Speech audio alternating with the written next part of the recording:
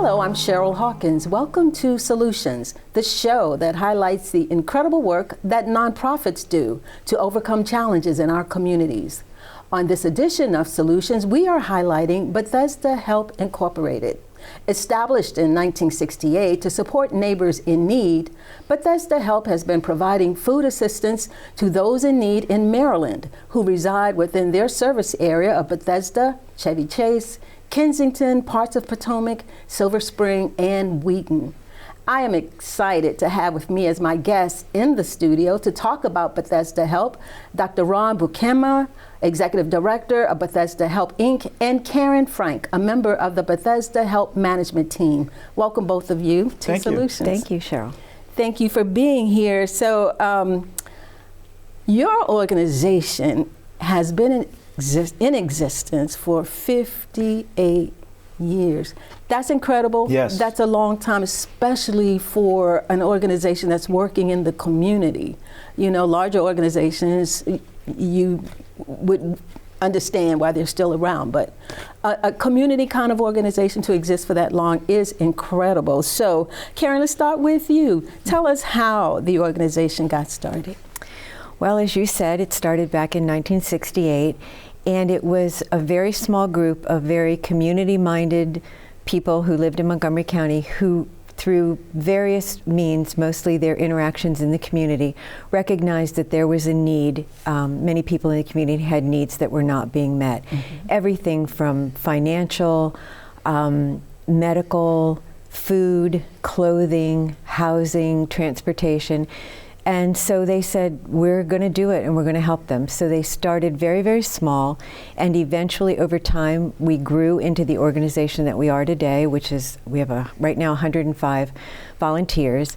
Wow. And the part that's really incredible is that we are a 100% volunteer organization and always have been. So it's very committed members of the community who volunteer with us. That is awesome, all volunteer. You don't really hear that much anymore. And so I want to know, how did each of you come to the organization? And I think that nonprofit work is service work.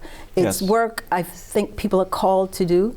And so I'm wondering how each of you first came to Bethesda Help, Inc., but what got you into this field, this industry of serving, of helping? My background's actually from the private sector, where I've been managing large data and analytics research and development programs for a number of years, but I've also been managing an international nonprofit for about 17 years. And I really felt the need to start a new chapter where I could feel that connection to the community and really touching the community. And it's kind of, as Karen's alluded to, our 105 members of all volunteer force, we really do have that touch to the community, and it resonates throughout the organization. And I really think that does make us somewhat unique. So the interesting thing is that 105 volunteers comes from across the corpus of that Chevy Chase, Bethesda, Kensington community, meaning that we have a number of professionals, we have trades and craftsmen, we have teachers, doctors, lawyers, across the gamut, and they all bring those skills together. But at the end of the day, it really is that focus on the community that drives this. And what about you, Karen? Well, I always say it started with my mother. She was always community-minded, always volunteering, always helping other people. And when she reached a point in her life that she could no longer drive, and she was living in Pennsylvania, we were able to find somebody to help her with driving, and I thought, well, maybe I can help somebody else's family member here in the area and help them with driving and transportation. So that's how I volunteered for Bethesda Help, because back at that time we were providing transportation to medical appointments and things, which we no longer do, but that's how I got started. And I just recognized what a wonderful organization it was, how committed people were, and what a great service they were doing. And so I've stuck with it now for well over 15 years. Wow. Yeah. Good for you. But it makes you feel good. It does. When you can serve and help and make a difference in people's lives. I wanted to know, because you deliver to people in need, and most people would think that the service area that you cover, wealthy communities in those areas, how large is the need in those areas? You know, one of the first questions that we generally get asked is exactly that, is there really a need in this area? I can't believe it. The fact of the matter is there's some strong data that supports that in our service area, we have specific neighborhoods that have food insecurity rates of over 50%. Now, food insecurity means that that's a child that's going to bed at night without getting a full meal and heading off to school the next morning, maybe without breakfast. It means people are going to work. They're trying to care for other children or babies without having the nourishment that they really need. And that is not a one-day deal. Food insecurity is a problem that is difficult to identify. You can't see it when you're walking down the sidewalk and you come across someone else, but it is, in fact, prominent throughout our community, and that's a big challenge.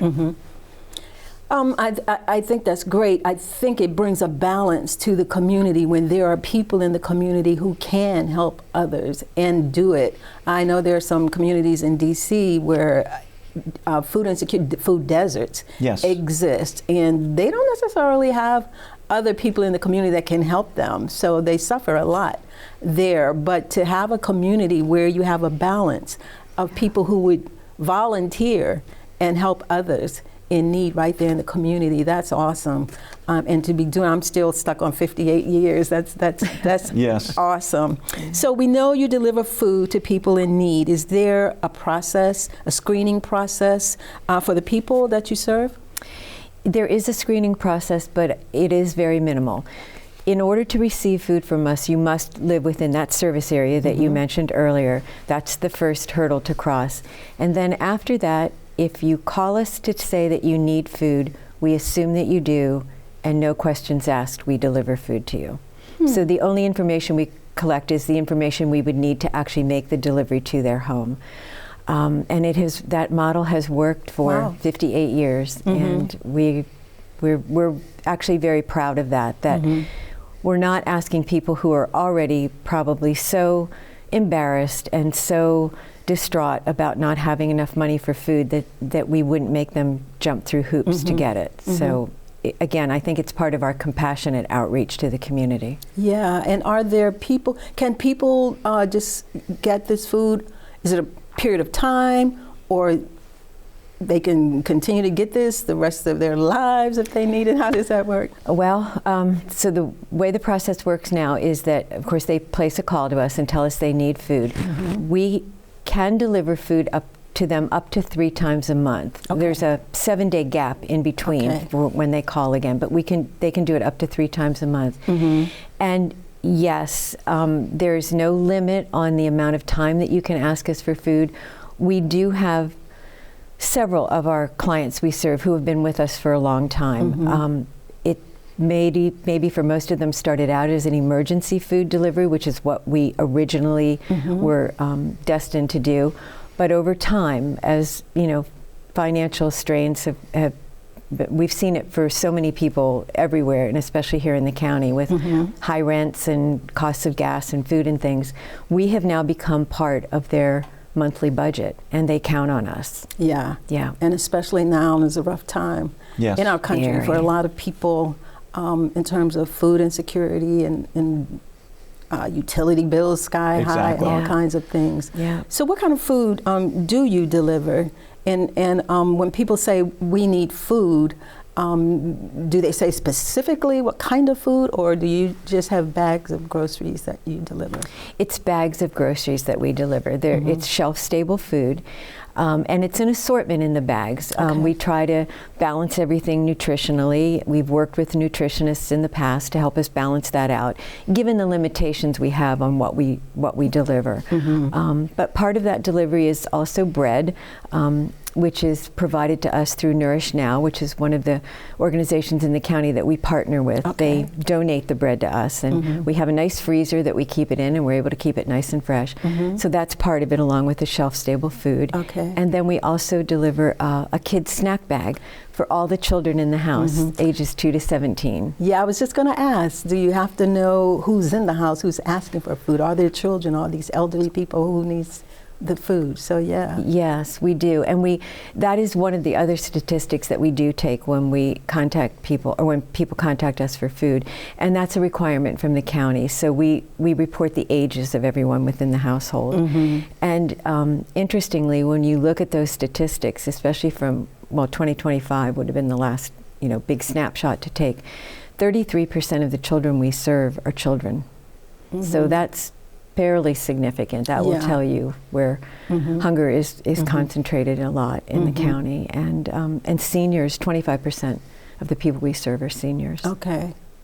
Very good. I remember I had a summer camp with our nonprofit some years ago, and we did have a meal plan for those children over the summer. The city provided it, but the kids that came, they were looking for that breakfast, that snack, that lunch throughout the day, and made me realize how many people do need food. Yes. Yeah. So you deliver food, and you have other nonprofits you work with. What's different about what you do from other nonprofits like Meals on Wheels that also deliver food? Meals on Wheels, to my understanding, is already prepared food that is delivered, whereas shelf-stable foods, as Karen's noted, gives families and anyone who we serve the opportunity to prepare their own meals based on those shelf-stable foods. So that may mean that they already have some food that they've purchased for themselves that now this can supplement. Yes. This means that they can prepare their favorites based on the food that's provided. And we do provide that mixture. So it is fruits, vegetables, it's prepackaged shelf-stable milk, peanut butter, pastas, rice. That combination, pasta sauce, gives you the options to prepare what you need for your family based on what we think are some baseline nutritional guidelines. I was just going to ask, so you work with nutritionists and other specialists? Our baseline delivery has been reviewed and approved by a nutritionist, and through our partnership with the Capital Area Food Bank, as we ever change that menu, we would consult with them likely, where they actually have a nutritionist team available to us. So it's very important. We're not looking at, for example, you're not going to find Bethesda Help giving bags of potato chips. Right. We're looking at, high nutritional value, high protein value as well. So that's really our goal, and we've really stuck to that. And we've really received very positive feedback on the food that we've provided as well. And so my understanding is that a good portion of the food that you serve to those who need, it comes from the Capital Area Food Bank. Is this food you serve donated to you? Do you have to buy the food? How do you get it? We purchase food from Capital Area Food Bank, and we're able to do that at a much reduced cost over even shopping at a large box store. So it's very helpful for us. It means that our dollars go much further. But we also have people who donate food to us through food drives. Individuals will many times just do a little food drive on their own and donate. And we have supporting businesses and organizations and congregations throughout our service area who have made us their focus for doing good in the community. And so they'll do large food drives for us quite often. That's awesome. As Karen's noted, we have over 20 while we're a non-ecumenical organization, we have over 20 faith-based organizations that support us routinely, and that's through volunteers, and many of them have food drives frequently on a quarterly basis. So that really is helpful. We don't look at it as just augmentation. It is baseline important food that we get, and we're very appreciative of that. That's awesome. We're going to take a short break, but we'll be right back to talk more about Bethesda Help, Inc. and how they operate. Stay with us.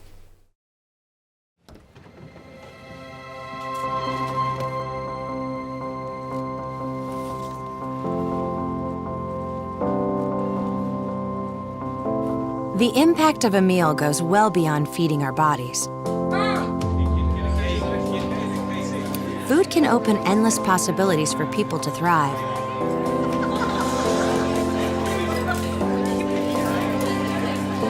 Because when people are fed, futures are nourished.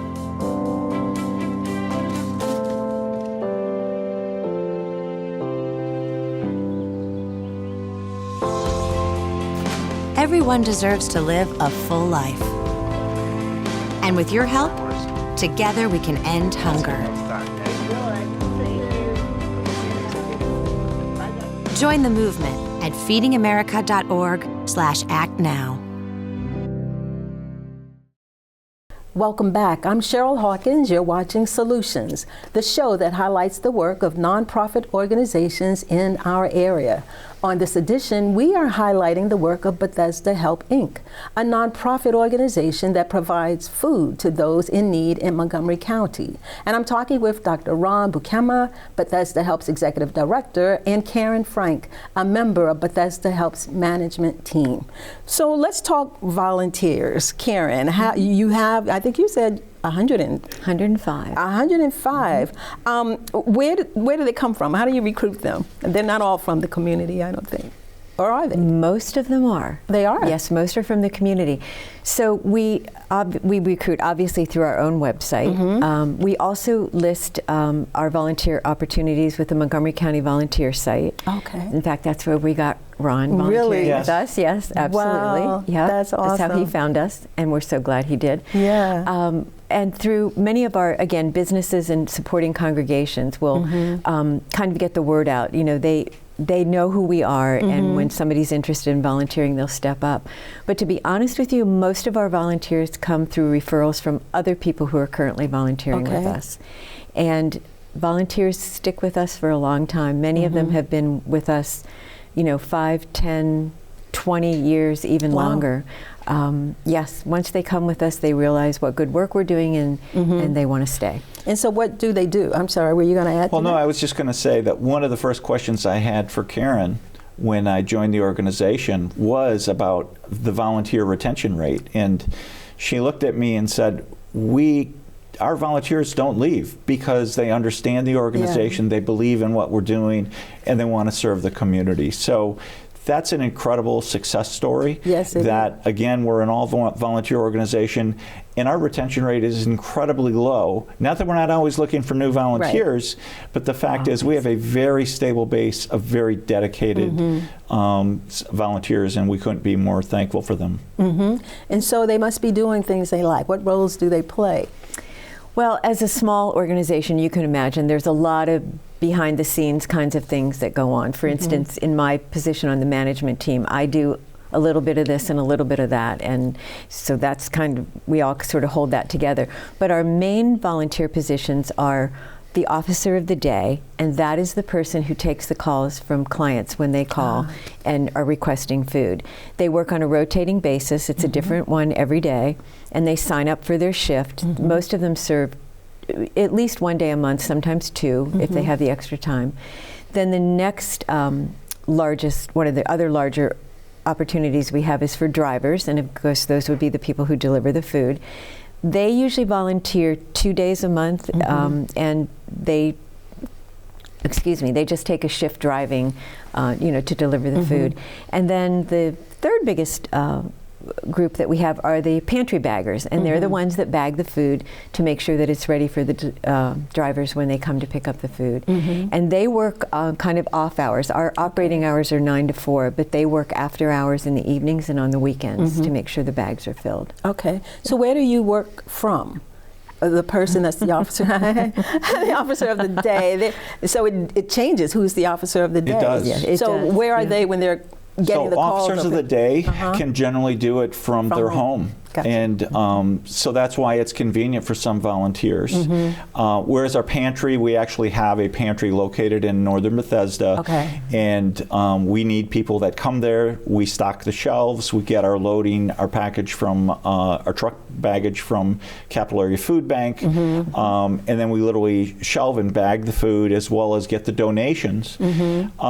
And then the drivers can also largely work from home, except then they come to the pantry, get the delivery, and then bring it to the individuals. And really what Karen's describing is a circle, if you will. Yeah. So it starts with that input from people needing the food and making that phone call. And then obviously is the process, the behind the scenes process, but really the heartbeat of the pantry, where we need the food needs. And it's really, this is what I would call tactical, in that food comes in and food is going out very, very quickly because the needs are so great. And they continue to increase. And then the drivers. And the driver plays that key function, and Karen trains the driver functions. We actually have a formative training process for each of those roles. But the driver process is so key because it's not just delivering food. We establish rapport with our clients. We indicate that we're your neighbor. We always treat them respectfully and with kindness. And a smile can still go a long way in our society, and we really believe that. And then we want to make sure that we're doing all we can to remove the stigma of food insecurity.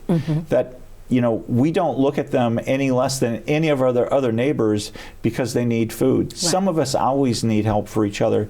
We believe that's what a community is all about. And we want to show that kindness and respect to them. And it really goes a long way.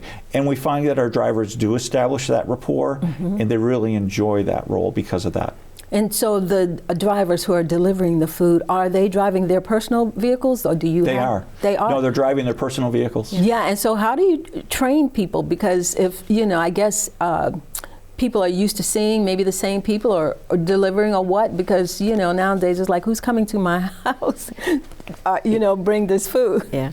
So the driver training is, you know, we walk them through, obviously, our process, you know, from beginning to end, how this starts and how this ends. And we impress upon them that they are a part of a very well-oiled machine.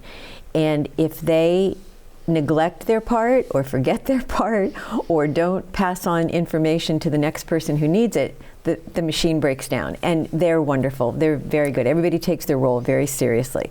So as Ron said, it is sort of this continuum in this circle that goes on and on. But with driver training, we basically help them understand how to use our database, because that's where we store all of our information about the clients, so they can get their delivery list. And then most of it, the rest of it really is just kind of taking them to the pantry, showing them where everything is, what bags they need, how to know what to take with them. And then they just load them up in their car, and they contact the clients directly to set up a time to meet them. We deliver curbside, we never deliver inside. But the clients meet them outside, and this is where the rapport starts, where you begin chatting with the person you're delivering to. And I mean, some clients I've been delivering to for several years, I see they had a baby, and next thing the baby's 2 years old, and then the baby's 4 years old. And it's a nice relationship to have with them. And do you have any type of evaluation process or surveys that the people you serve fill out so you can know how you're doing from their perspective? Yes, we do. And in fact, Capital Area Food Bank, one of the partnership requirements that we have with them is that we do survey clients to ask them, you know, what about the food we're giving? What do you like? What do you wish we could deliver to you that we're not? And that's always been very, very helpful. And then we many times will ask them just for comments, things like, you know, how was your delivery? You know, what kind of service? Are you treated respectfully? That kind of thing. And we get very good feedback. Overall, we get very, very positive feedback on everything. We've also received informal feedback, which is they'll call back. Clients will call back and say what a difference it's made. That they didn't have any other place to go. That this was so helpful to them and their family. And that's so encouraging. And the nice thing about that is, we can share that with the rest of the team, those success stories, and really make sure that they understand they're making the difference. Because again, it's only the drivers who are getting to have that face-to-face interaction, where the rest of the team is all working in behind-the-scenes roles, if you will. And so it's very motivational to hear those success stories. It is. I bet that is. So because you've been doing this so long, you probably do have long-term relationships with people that you serve. Is that true? We do. In fact, just coming to mind is one client that that we delivered to. we've had her for a very, very long time. And her family is basically her nieces and nephews that she's taken in for various and sundry reasons. And so I had a conversation with her one day about this, and just asking her about Bethesda Help, and how do we help you? Do we help you? And she said, if it weren't for you, I wouldn't be able to support this family. Some of the kids were on some type of assistance, but it wasn't enough to help cover everything. And she said, this is just so, so important to us. And and then her closing remark in that was, and cereal. The kids love the cereal, so make sure you bring a cereal every time you deliver. I was just going to ask you, what kind of things do they ask you for? Because you're doing nutritional kinds of foods. So what kind of things have they asked? Maybe the kids' snacks? Could we have some snacks for kids? They love the kids' snacks, and they know that every time they get a delivery, there'll be a kids' snack bag. Rarely have we had a time when we don't have them, but they'll get the kids' snack bag. But mostly when we ask for feedback on what 3 items are the most important to you, interestingly, shelf-stable milk was the first one that came back, and that was a little bit of a surprise to me. I thought it would be like the canned tuna or the peanut butter, but it was the shelf-stable milk. So interesting, and it's an addition we've just recently done in the last several years. Oh, really? So it's a good one that we added in. I was going to ask, what have you seen how over the years how this has changed in terms of the types of food you provide, and just over the growth period? You've been there long enough to have seen 15 years to see, how this changed.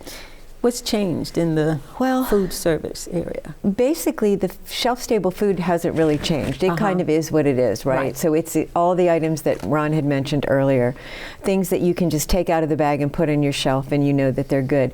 We try to keep up with it. We try to kind of tweak the bags a little bit. Like, for instance, we were at one point doing the same number of canned vegetables as we were fruit.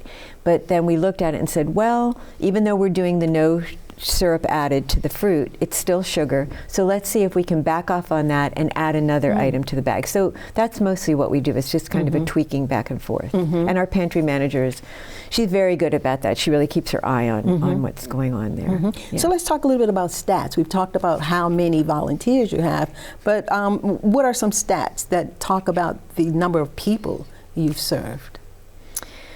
Well, in 2025, we served 8,900 people. Wow. Yeah, 8,900. That's a big number. Yeah, it is a big number. It is. And that number actually had grown from 2024. It was up by, I think that one was 12%, 12 or 14%. I can't remember what it is. But the growth has just been phenomenal.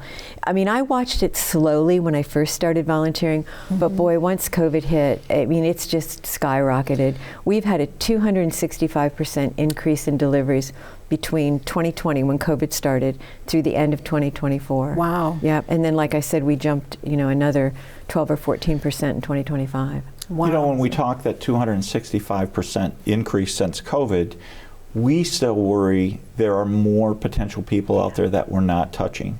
So one of the things we're always looking at is ways to reach those community members, encouraging them to use word of mouth to get the word out, encouraging our faith-based and institutions and schools to make sure they're passing the word, because the fact of the matter is we still worry that food insecurity problem is even greater than that, even with the increase that Karen's noted, which is incredible. And before we run out of time, I've got other things to ask, but I have to ask this. You're an all-volunteer organization, but you still have expenses.